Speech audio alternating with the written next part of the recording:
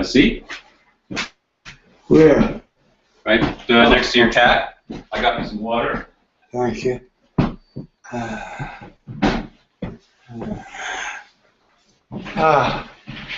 going to dump that out in the garbage outside. That's all right. Plenty of room here. So you don't have to go out in the rain.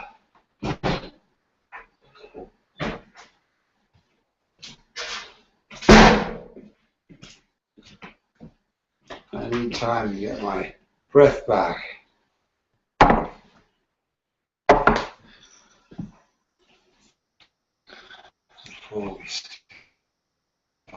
No problem. I need time to adjust the.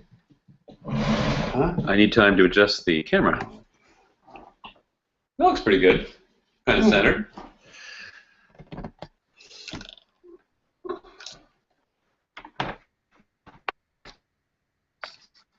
Where's the camera's right there. Oh. Is that professional or what? Yeah. $107 that cost. Huh? That cost $107. Holy shit. Yeah. Well, that's actually not our property. It's the Libertarian Party's of North Carolina property, so they'll be paying for it. They haven't reimbursed me yet, but they will be. Give me an idea what you're trying to do. Well, basically, the technology is such that I can create a session using Google technology here. It's called a Hangout on Air, and then using other Google technology called YouTube, I can record the session. So that's what we're testing, basically. And I've done it. This will be the third time or the fourth time. The first two times, I really didn't do it the first time. I kind of observed how it was done. The second time I did it, and it worked. The first two times, and the third time it didn't work. So it's still not 100%. Oh, actually, this will be the fifth time. I did it down at the Libertarian meeting one time, and that worked okay too. So I'm not really sure what the problem is. So anyway, I thought I'll start with an introduction. My name is Brad Hessel, and this is Raleigh, North Carolina, where I've lived for the last 20 years. And we're talking with Lee Hessel, who is my father and has lived here for the last year and a half.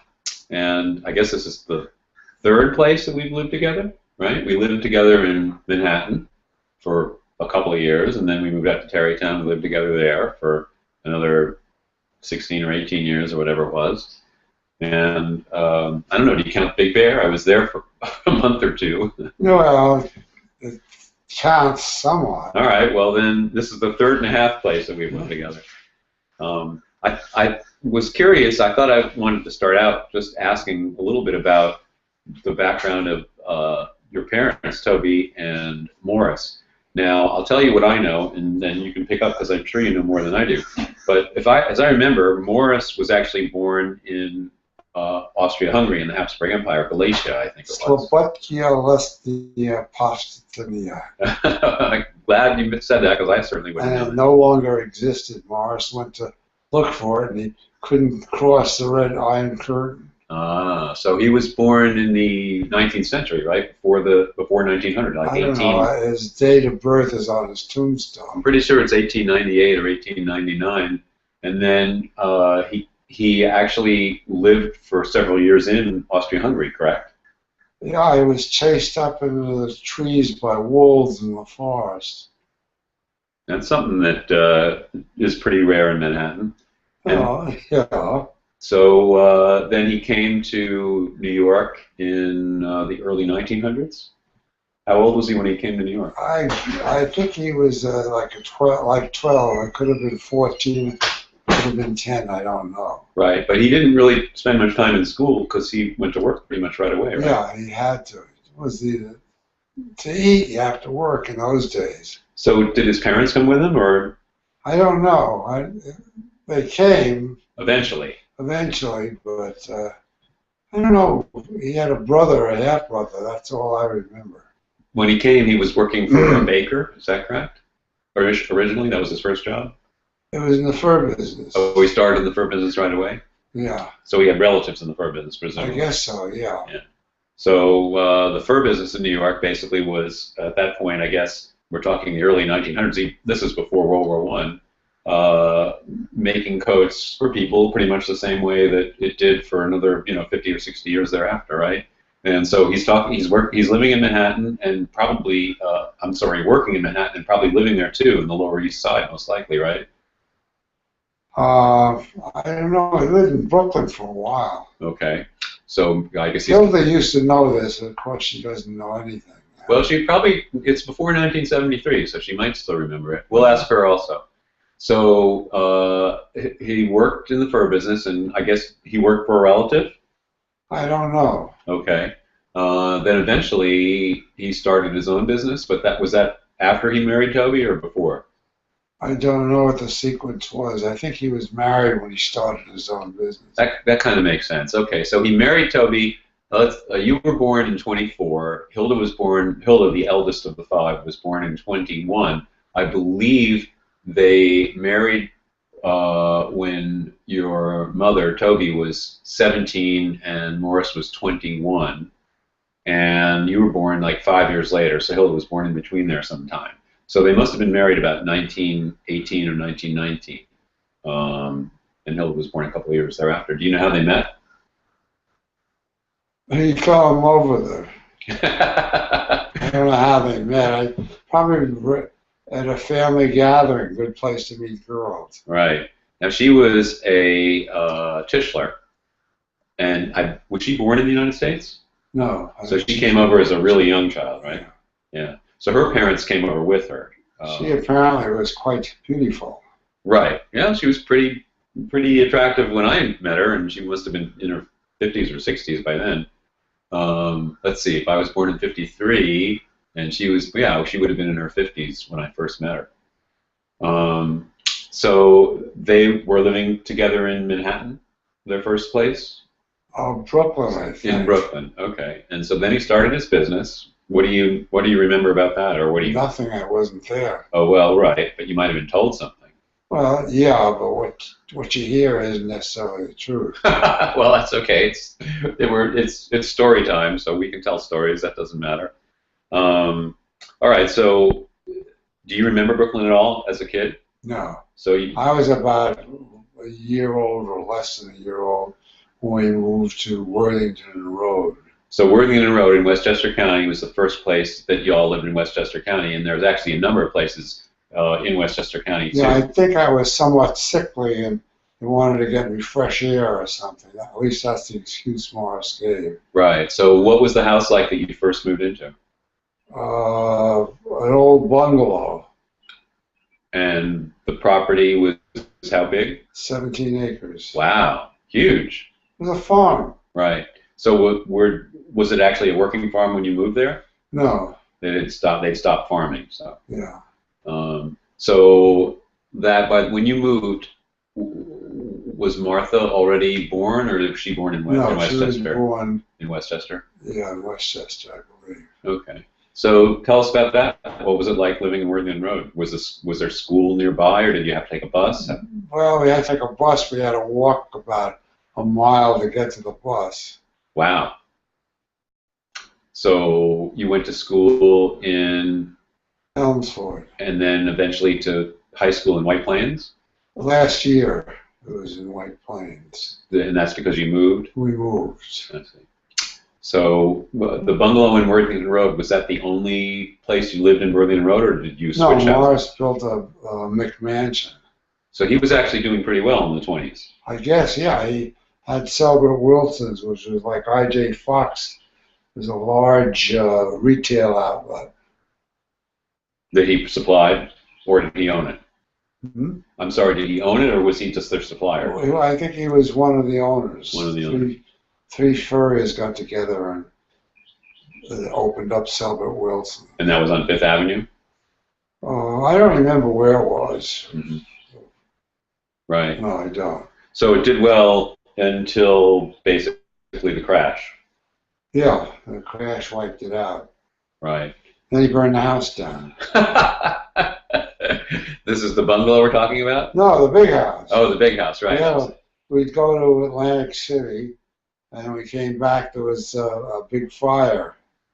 There had been a big fire. Yeah. I see. Max the Torch was the one who lit it up, I think.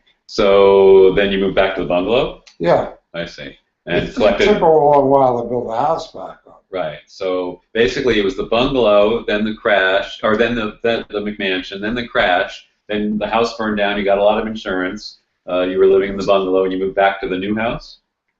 Well, eventually we moved out of the bungalow to the new house, which was pretty much like the old one.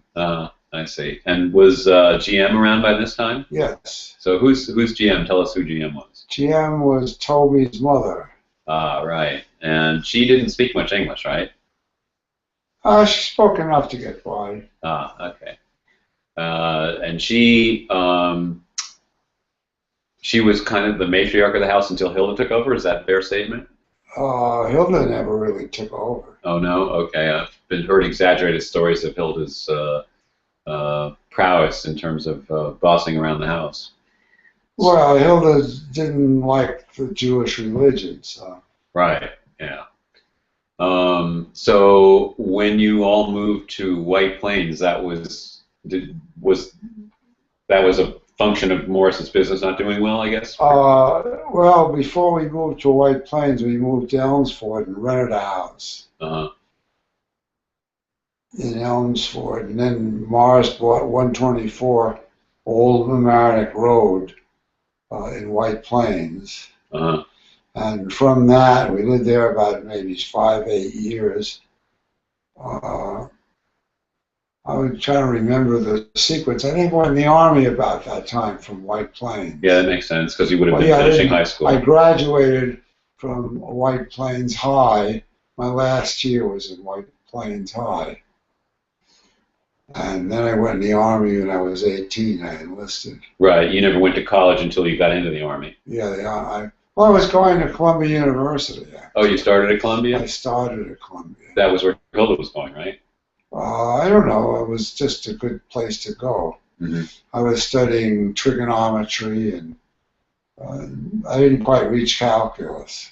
All right. Well, let's go back to high school. So by the time you got to high school, you weren't sickly anymore, right? You were pretty good athlete, actually. Yeah, I was track. I was a high jumper and a hurdler. Right. And you were also in the Boy Scouts, right?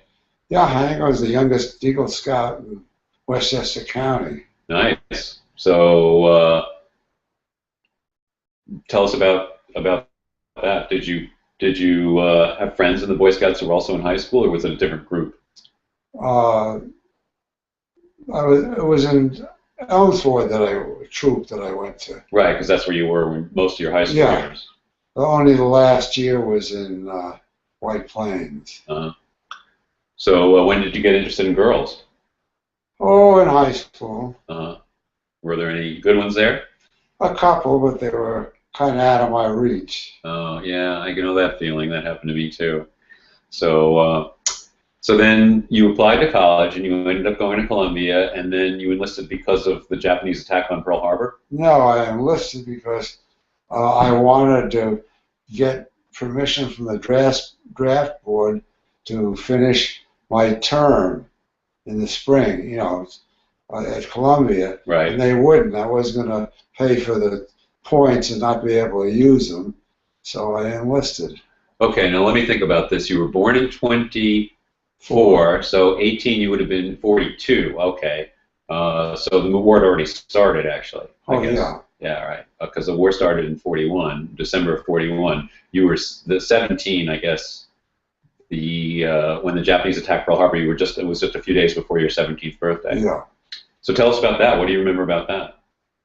I was annoyed. Yeah, I imagine most Americans were. You were, I guess, a senior in high school then. Not as annoyed as I was with the World Trade Center, but I was annoyed. Right. So you were a senior in high school? Yeah. Right. So what was the reaction when did school? I mean, school was out, I guess. Well, let's see, the 7th. No, school wouldn't have been out yet. Of course, it was on a Sunday. So did they have school the next day on the 8th? Do you remember? Yeah, I think we went to school anyway. So I don't really recall. All right. So then you went to college and then ended up enlisting, and you enlisted in the Army. And where were you stationed? It was Camp Hood, Texas at that time, was the tank destroyers, which is about the stupidest thing I ever heard of. Tank destroyers are vehicles?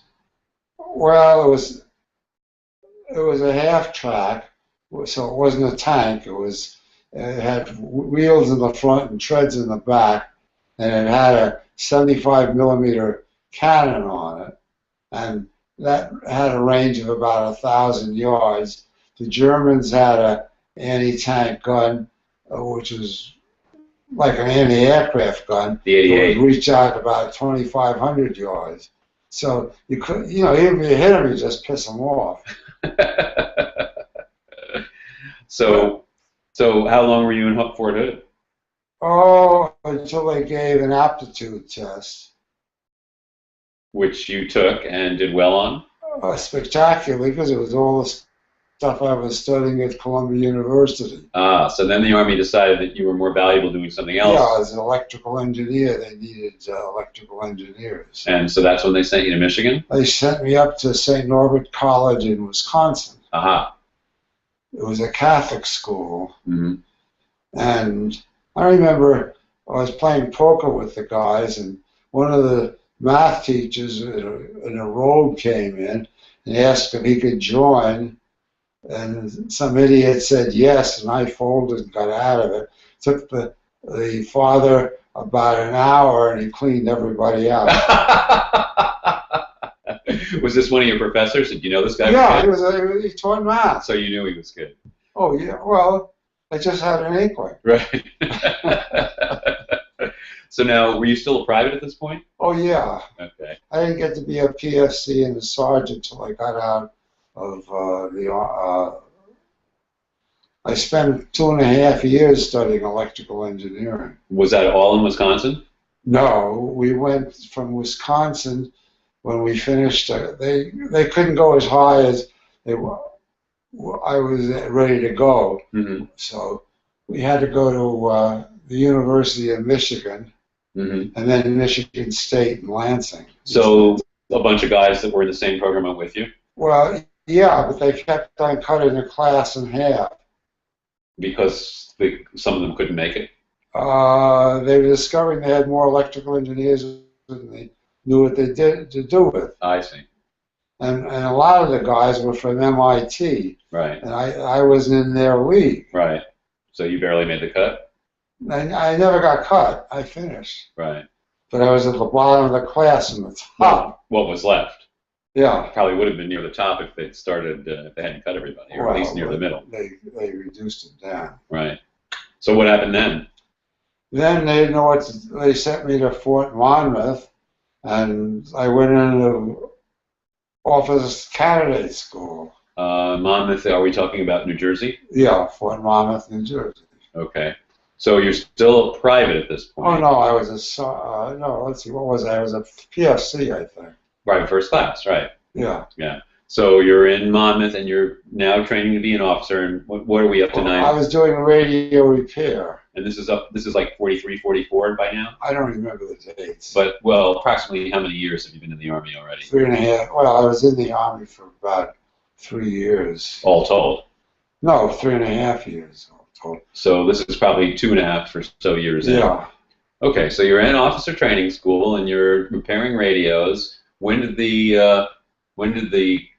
rifle instruction start? Oh, after I got thrown out of OCS for not being adaptable to military discipline. Oh, how did that happen?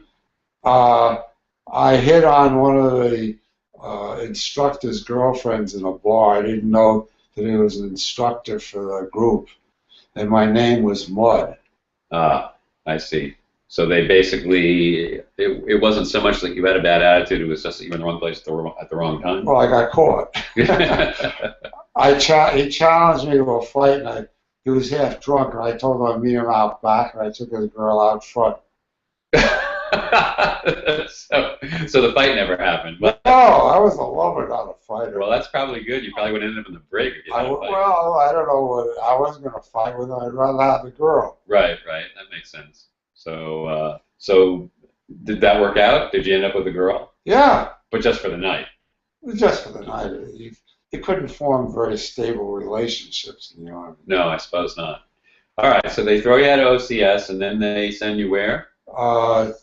To Joplin, Missouri. Ah, okay. And Joplin, Missouri, is that where that's where the riflery instruction started? Yeah. And that's where the serious poker game started too, right? Yeah, that's where I got to be a sergeant. All right. Well, tell us about that. Oh, I had a very nice captain who wanted to become a major, and with a little bit of cheating, I got him the best rating in the regiment for his company. Nice. Cheated. Like, for example? Well, I knew what the tests were going to be, and I just taught the soldiers the answers to the tests. And then on rifle marksmanship, myself or a couple of my corporals would lie down a couple of targets to the left of our bad shooters, and we put enough bullseyes in their targets to qualify them. So everybody qualified. Sweet. And the captain wouldn't take a dime. I think I walked out of the camp with about $20,000. Okay, now wait a minute. You're going too fast. It wasn't the nice shooting that got you the money. Explain how you got the money. Playing poker. I ran a house game. Well, actually, not playing poker so much. Well, I played a little bit to be social. But that's not where the money came from. No, the money came from cutting the pot. Okay, so explain how that works. I bought cards, cigars, beer. I paid for it all, and I cut the pots. Right, cut the pots means basically taking a percentage. Yeah, well, I'd take a couple of dollars out of each pot. Some of the pots were $400 or $500. Now, presumably, playing poker on Army grounds is not like normally accepted, right? Well, I was cadre, and I could keep the lights on. I put a blanket over the window, and I had one of my corporals with a loaded M1 on guard, because we'd end up with the best poker players in the camp. After they cleaned everybody out, they came to my place. But nobody ever bothered me. So the captain knew about this? Oh, yeah, I offered him a cut, and he wouldn't take it. But he did let me keep my money in his safe. Sounds like a pretty good guy. You should have. That's a good guy. He told me I could come with him and be a master sergeant. Yeah, I'll bet. Now you got his ratings up and everything like that. So I had 3.5 years of the Army at that point. I was ready to get out. And the war was over by that point too. Yeah. Right. So what happened then after you left the Army? Did you go back to school? No, I had the GI Bill of Rights, and I got a pilot's license. Okay. And I got a multi-engine rating and an instrument rating, which I didn't use very much because I decided very quickly that anybody who flew instruments in a single-engine plane was an idiot. Yeah, well, that's definitely putting all your eggs in one basket. Yeah. Unless you have a parachute. So were you working at this point, or? Yeah, the reason I didn't go back to college, during the war, Morris made a lot of money in the fur business. So I thought I'd be the playboy of the Western world. So let's circle back a little bit. Now, Morris had basically gone bankrupt and lost his house, lost his business in '29. But he didn't give up on the fur business. No, he opened Hessel Furs up. Okay, and that was sometime in the early 30s? Yeah, and he did pretty well with that. Right. Now, the first, we have a copy of the 1930 census, or more precisely, the report that includes information about the Hessels. And at that point, you, I believe, are 6 years old. Hilda is 9, and Martha and Mickey are. Martha's like 7, Mickey's a toddler, and your brother Al is just 6 months old. This is the snapshot in time in 1930. So he must have been born. I guess he must have been born in 1929 or maybe early 1930. Probably late 1929. I'm not sure when he was born. So now, by then, I guess you had moved to Elmsford from Worthington Road. Well, we lost Worthington Road because we couldn't pay the taxes or the mortgage or something. Right, there's a lot of that going around. So really, you and Hilda and maybe a little bit Martha were the only kids who actually experienced Worthington Road by the time the others came around, you were gone from there, right? Yeah. So what was that like having all those kids around, all those brothers and sisters? No problem. We were all social. Hessels were big on family. That's true. At least that was my experience later. So what was the deal with Hilda and the Christmas tree? Hilda wanted a Hanukkah bush. And this was still in Worthington Road or later? In Worthington Road, yeah, but really it didn't work until we got to Whitehall. That's where she finally triumphed. Yeah. Okay, by that time, of course, she was card carrying. In fact, she may have already quit the party by then. I think she as I recall, she really got into the Communist Party in college, and then I think she was a little bit disenchanted with the Soviet, the German-Soviet pact in 1939. There were a lot of people who were disenchanted with that. I don't know if she quit the party right away or whether she was still in the party for a while, but I know that some of her, some of the romance went out of the relationship at that point for her. So now she was ahead of you in school, I guess. Now, yeah, a year or two, a couple of years. Martha and I were about the same, even though Martha was younger. Because she advanced a grade. Yeah, she was quite bright. Right. Well, you all were pretty smart, right? Yeah. Now, my friend Emil Abeloff, whom I went to school with, he was every time, I remember this really well, whenever we went to a grade and the teacher came to him, which was always first because he was first in the alphabet, so, the first day of class, they would say, "Oh, another Abeloff. Are you going to be as good as Tanya or as good as Sonia?" Or she had two sisters who were really great students, and so he was constantly being, compared to them by other teachers, which was really annoying to him, and actually got to be annoying to everybody else after a while because it always happened. Did you get that also? Was Hilda a stellar enough student that? No, I was a pretty good student, so I didn't have any problems. So you were probably causing problems for Mickey and Alan down the road. Maybe I made problems. Oh, getting back to Worthington Road, Morris. Well, I had an uncle, Joey, who died of Lou Gehrig's disease, but he was a chicken farmer. We decided to raise chickens for the eggs. So we had, I think, about 4 or 5 coops built with cement floors, and one was at the top of the other end of the 17 acres up the hill. And Morris rented it out to an Italian guy who put a still in it. And as I remember, the revenuers closed the still down. What happened was the damn trucks carrying the sugar came at all hours or whatever it was, and the neighbors turned it in. Oh, man. So did Morris get in trouble for that? No, because they didn't catch anybody. They all ran. I see. But the guys came, I remember, with submachine guns. Wow. That's the first time I ever saw a submachine gun. That's exciting. So how old were you then? I don't know, like 5 or 6. Wow, that's pretty impressive. So did you all have cats and dogs also at Worthington Road? Oh, we had a German Shepherd called Lindy. It was a great dog. Lindy, named after Charles Lindbergh, probably? Yeah. Yeah. We didn't know Lindbergh was a fascist. Right. Well, nobody knew at that point. Yeah, Lindbergh, let's see, he flew across the Atlantic in 27. And then Morris bought a pony for the children, and the dog killed it. Lindy killed a pony? Yeah.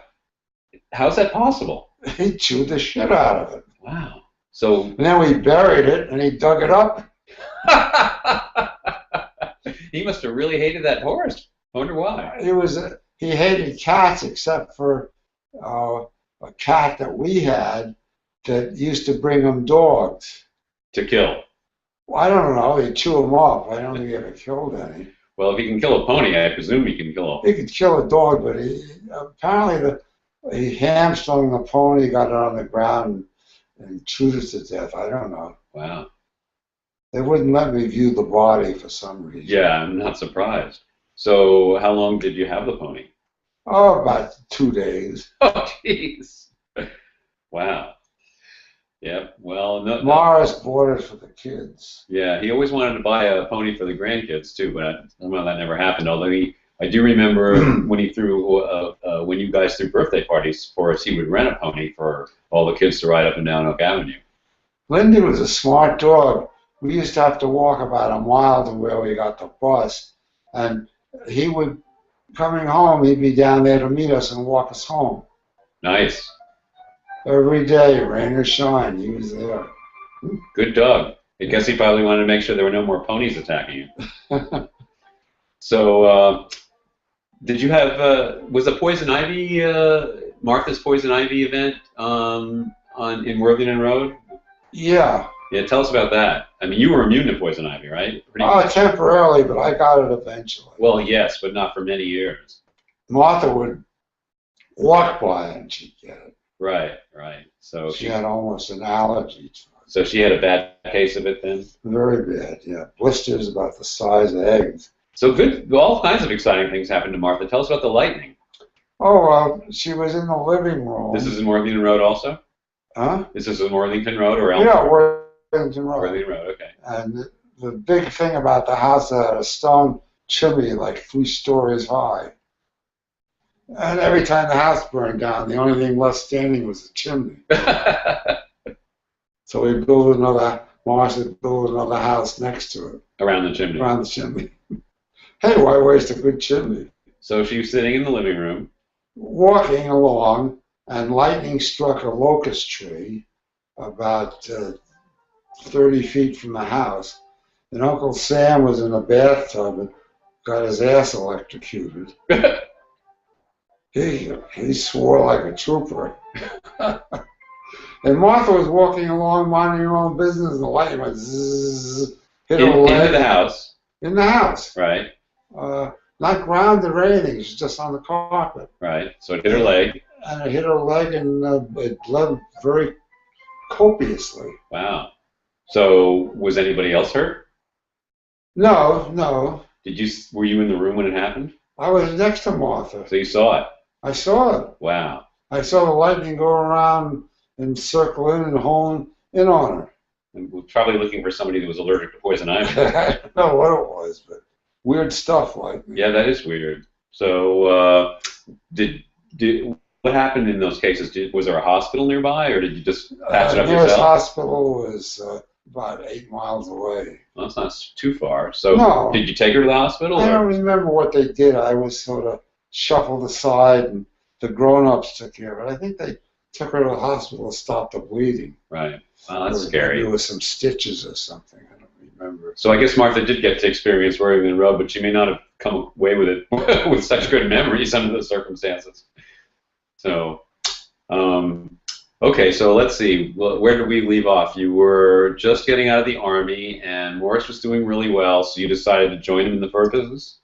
Yeah, he had a safe full of $100 bills.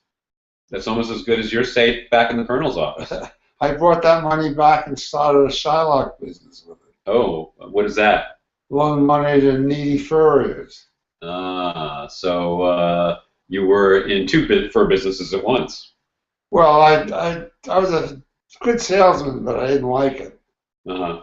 You know, I could sell refrigerators to Eskimos, but I didn't like selling furs. So tell us about the Shylock business.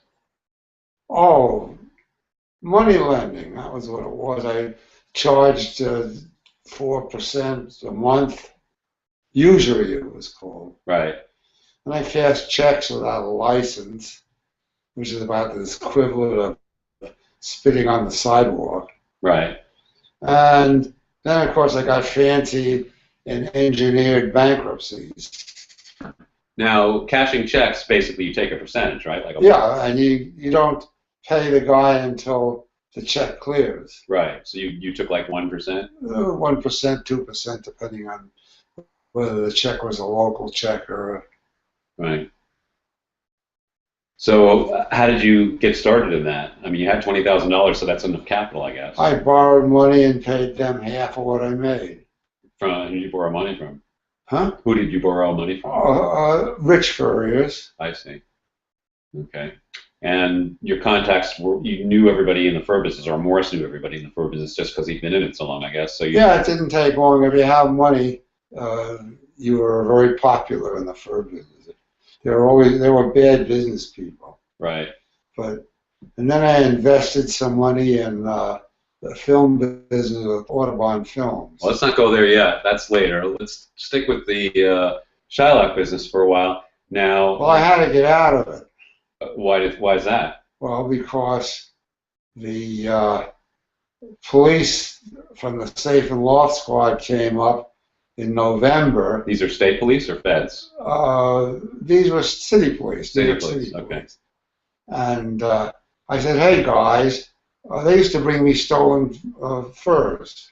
They would bring you stolen furs? Yeah. For what? So I could sell them. And then you would give them a cut? They get a cut. They got the furs for very little. I gave them very little, but it was enough for everybody to be happy.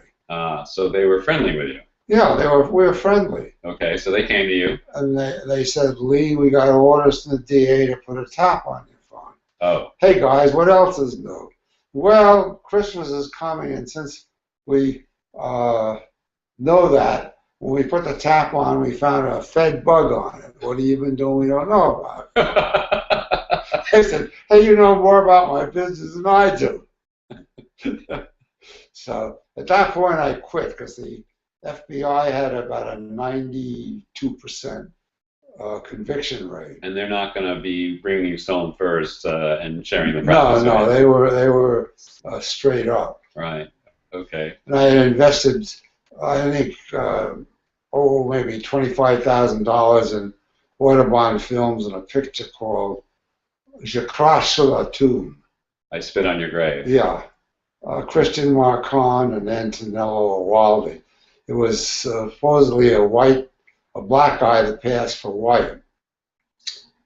Well, let's stick a little bit longer with the Shylock business because I want to ask about the Wooden Indian story. But before I go there, I just want to get a sense of the time now. You came back out of the Army in late 45, early 46, let's say. Yeah, something like that. And I got my discharge little certificate for. Right. So you got your pilot's license, and you're basically in the fur business more or less pretty quickly thereafter. Now, is Hilda working in the fur business at this point, or she's still in Europe? Yeah, she's still in Europe. Europe, working at the Nuremberg trials or something. Right, right. And Martha is going to school to become a psychologist. Right. And what's Mickey doing after the war? She became a fur designer. And was she working for Hessel Furs then? Yeah. Okay, so not only Hessel Furs, she worked for other furriers too. All right, so you and Mickey basically are the two kids that are working in the family business, more or less. I mean, at that time. Right. At that time, right. Okay, so the Shylock business starts up, and you started with $20,000. I guess you probably got it pretty big before you quit, right? Well, yeah, I had enough money to invest in Audubon Films, and within a year's time, I got my 30 grand back. Plus another 60. From the film, yeah. You keep wanting to go to the film. We'll talk about the films. I want to talk about the films, but let's finish with the Shylock stuff. So well, once I learned the FBI was on my ass, I got it the hell out of it. But that's several years later, right? We're talking about the 50s by now, right? Yeah. So you were in the Shylock business for a good 7 or 8 years, right? I didn't sell it. I just walked away from it. No, I'm saying, but you were in the business for 7 or 8 years? Yeah, that's Bill Whitehall. Not Whitehall, the Tarrytown House. Okay. So basically, you were getting a little bit of a salary from Hessel Furs, but you were making most of it? Yeah, I was making commission on furs. But, once the bloom got off the rose, Hessel Furs was not doing that well. Right, meaning that after World War II, all the money was spent in 46 and 47, then furs weren't as popular and it wasn't as successful as it had been in the years ago. No, because they could buy refrigerators and cars. Right. So because furs were one of the only luxury goods that were available during the war, because all the metal was going into making tanks and boats and stuff. Okay, so you're doing well in the Shylock business, and then the feds warn you off. Tell us. Well, they didn't warn me off. Well, they not on purpose. Was the better part of valor. Not on purpose. They inadvertently warned you off. All right. So tell us about the Wooden Indian. Oh, well, I was cashing checks illegally because I wasn't a licensed check casher. This is the early 50s before you quit the Shylock business. Yeah, and the checks were from a union ripoff. There was a mafia involved in it. They were stealing money from the union or from the union dues or something, and they cashed checks, and without endorsing them. And that's what the FBI was trying to prove I was doing. Well, also they want to prove I was engineering bankruptcies, which was true. So where did the Wooden Indian come in? Oh, I was subpoenaed by a grand jury to testify, and a mafia guy comes up and offers me 10 grand not to say anything about the union stuff, because if I talked, some soldier would have to sit in jail. And I said, hey guys, you paid 2% to cash the checks, that covers you, don't worry about it. And I went down and I had very bad memory. Nothing they could do to me, I didn't perjure myself. I just did. The reason he didn't sign the checks is they didn't give him any money until the checks cleared. So I took no risk. Made sense.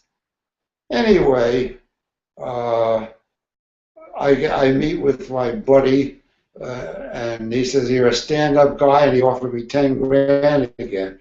I said, no thanks, you've already paid the dues. He said, well, if you ever need help, let me know. I said, hopefully I won't. And then some troop was burglars that stole furs, went out to Chicago, and they killed a guard.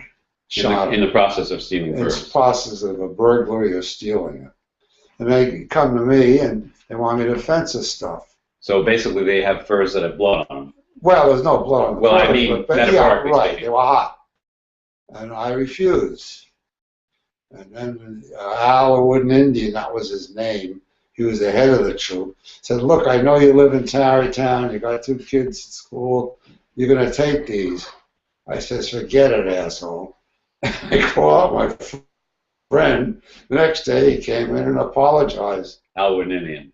That was Al Wooden Indian. Yeah, he was pretty contrite, I guess. Well, yeah, I was scared shitless.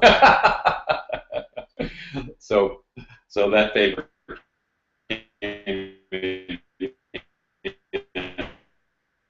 Yeah, I never had much to do with them. You know, arm's length I could deal with them, but I didn't want to know too much. Right. Yeah, you might be called to testify. Well, hey, that happened to a DA, Dugan in Pittsburgh. He was a dirty DA, and in order to build his image up, he'd attack films for being obscene. But the guy was too stupid to go to a friendly judge and get a warrant. He'd come in without a warrant. And I sued him and tried to stop him from using the city's money, the state's money, to defend himself. You sued him personally? And personally. But I lost the thing. Hmm. But it was worth it. Right. All right. So and he got killed. By the mafia? I think so. I wasn't there, but he was going through a barbed wire fence hunting with his own shotgun, and 2 days before he was going to testify, he died. That's kind of coincidental. And nobody's raised question how a hunter would be stupid enough to kill himself with a shotgun. I guess it probably happens, but pretty unusual. And not 2 days. 2 days before he's going to testify. And they ran it kind of close to the wire. Yeah, so to speak. All right, so film business. So how did you get in touch with Audubon?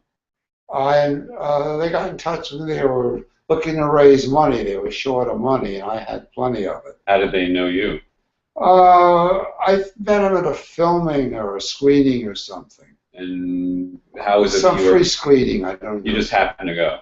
Yeah, I don't remember how I met Arthur Layton, but Arthur Layton was the brains of Audubon Films. Audubon Films was a fairly well-known little independent company that Right. made a bunch of films in the 50s and into the 60s, right? Right. And the other guy, the creative guy was Bradley Metzger, right? Yeah. And I hired, what's her name? What was her name? I just knew it. Audubon Films, Arthur Layton. Arthur Layton. Oh, right. Yeah. Edie hated Arthur Layton because I take Arthur Layton and Edie out to dinner once in a while, and if Arthur was a smoker, and I'd light her cigarettes, and Edie thought that was being subservient or something. But meanwhile, I was making money hand over fist. So she was a pretty shrewd businesswoman. She knew the film business inside out, where the bodies were buried, who stole. In a year's time, I knew almost as much as she did. Just from her? From her. Right. I gave her a cut for the first year. Right. So now, you're talking about canvas films now, when you say you gave her a cut. Yeah. Right. Well, I gave her, I paid her I don't remember how I set it up, maybe 10% of what we made or something. But she also gave me some films that Audubon, Daniela by Night, I got from Audubon Film. That they didn't want to distribute? They didn't have the money to do it. For some reason, they were short of money. Oh, well, yeah, I guess that's why they came to you in the first place.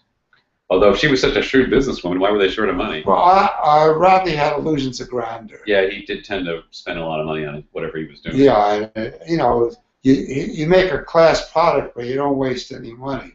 Right. Yeah. But okay, well, let's step back a little bit from the film industry.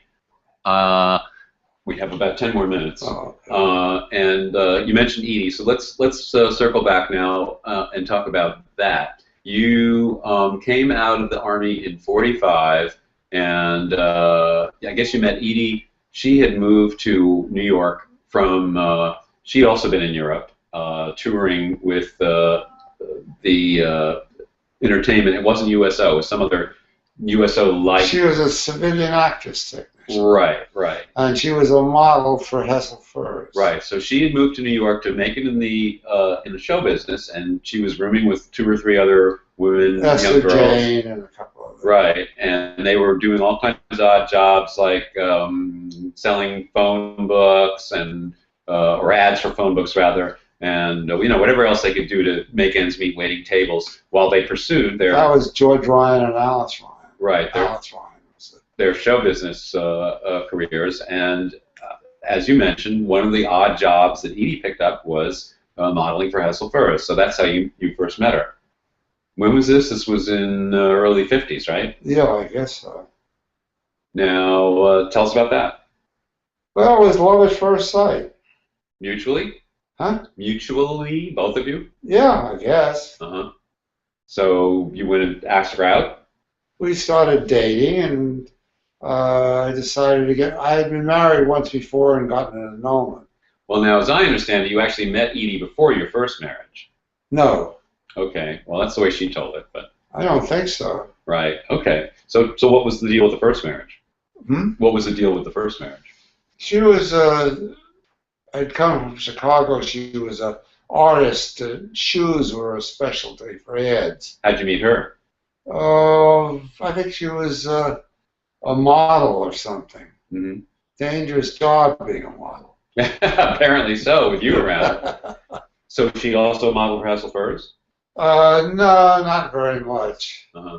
I don't remember what she did. Uh-huh. But we got a justice of the peace when we got married. So it was kind of an impulsive thing. Yeah, love at first bite. Right. Okay. So how long did that last? About 3 months. Jeez. So were you living together? I guess you must have. Yeah, we lived together. We had a little apartment. Then she went back to Chicago, and I didn't want to go to Chicago. So. Right. So that was the end of that? Well, I flew out a couple of times to say hello to her, but you can't resurrect the dead horse. Uh-huh. So she was a little off anyway, right? She had run away from some guy that wanted to marry her. So you kind of caught her on the rebound? Yeah, well, I don't know, it was rebound. What it was. She was, let's see, she was flaky. Interesting, but flaky. So did you stay in touch with her at all? As I said, I flew out to Chicago a couple of times, had dinner with her, but I think I took her skiing once or twice after we were divorced. Right, but that was it. That was it. There was no future in it. She was a weirdo, you know, like a Teresa. Okay, so then you met Edie. Yeah. And that was a pretty big deal, that wedding, right? Oh, yeah, it was a monster wedding on Morris's tennis court. Right. By now, Morris had acquired another mansion. He didn't have 17 acres. He had maybe 7. 7 acres. Which is in all. It's actually the other. And the bridge was built by now, I believe, or maybe. No, it was built. I think it was still there. Or they were building. They were built. Yeah, they were probably built a couple of years to build. Yeah, how did Morris acquire it? He stole it. Well, yes, it was. Herbert Kaufman, who was Georgia, got $1 million from the British government to write propaganda.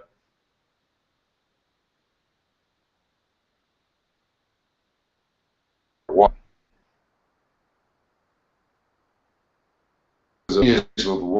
words. Some plays and books on his own. I don't know that they were very good, but he lost a lot of money. He tried to corner the perfume market and ended up getting ripped off. There was a safe in the basement of Whitehall. Yeah, a walk-in safe. Yeah, that he used to store the oils. Right. But they sold him oils that weren't worth much. So he lost a lot of money and basically ended up dying. Being ready to be thrown out for non-payment of taxes. Same story as Morris had had. Yeah, Morris 15 years earlier. And then, but this time Morris is on the other end of the equation. So Morris offered to let the Kaufmans stay. Well, I think Herbert Kaufman was dead. Yes, Herbert Kaufman had died. That's right. And he offered to let Mrs. Kaufman and her daughter stay up on the 3rd floor. And pay the taxes. And paid the taxes. In return for title to the property. And took possession of the house. Right. And then Mrs. Kaufman was desperate and stole money from Tobi's pocketbook. And Tobi threw her out. And so by the early 50s, basically Whitehall was totally in the possession of the Hessels. Right, and I think the taxes were like $17,000. Right. Now, I know from my memories of what Edie told me, you were already in Tarrytown. The whole Hessel clan was in Tarrytown. And by this time, I think Hilda was also working in the fur business. So you had Mickey. No, we were before we were in Tarrytown, we were at 124 Old Mamaroneck Road. And did you take Edie there to Mamaroneck Road? No. No, she doesn't remember that. I mean, she never mentioned that. She remembered you being in Whitehall by the time she met you. Well, we were by the time. Right. She never was at Old Mamaroneck Road. That's what she said, yeah, all right. So, yeah, she remembers the whole clan being there. I mean, Alan was still around. One time she came and she remembers you and Alan throwing firecrackers down around where they were walking, presumably not really at them, but nearby. And, she remembers the family being very close. And I think Martha was gone by that time, but Hilda was back and working in the fur business, and Mickey was working in the fur business. Mickey ended up with it. But she didn't work just for Hessel Furs. Right, she didn't work just for Hessel Furs, but she had her own business. But she was going in with you guys. You would commute in every day. She was a good fur designer. Right. And so tell us about the wedding. The wedding was, I believe, in 1951. I don't remember. Pretty sure that was right. There's a wedding album somewhere. There is a wedding album somewhere. So tell us Hilda about had one, I had one, but I think I sent my wedding album out to uh, Jill. to Edie's family. Oh, that's possible. Well, anyway, so the wedding was in '51. It was a big wedding, right? Yeah, who was the big name star that was Gloria Swanson or somebody, some star Came to the wedding? Yeah, she Oh. was a friend. She knew Morris. No, I didn't know Morris that. was very. She's got a picture of her in the wedding album. If you look at it. So America's Dark Sweetheart. Who was America's Sweetheart? Shirley Temple, I think, but No, that's probably that's- not the person you're talking about. Well, this is before Shirley Temple. I can't remember her name offhand. Well, so you guys had what, it was like several hundred people there, I guess? It was a big deal. Yeah, Edie got pissed off because a rabbi officiated. Now, Edie wasn't Jewish. No, Okay. she was Presbyterian, I think. I don't remember. So how did Morris and Tobi take that? Well, Tobi didn't like it because Edie wasn't Jewish. Uh-huh.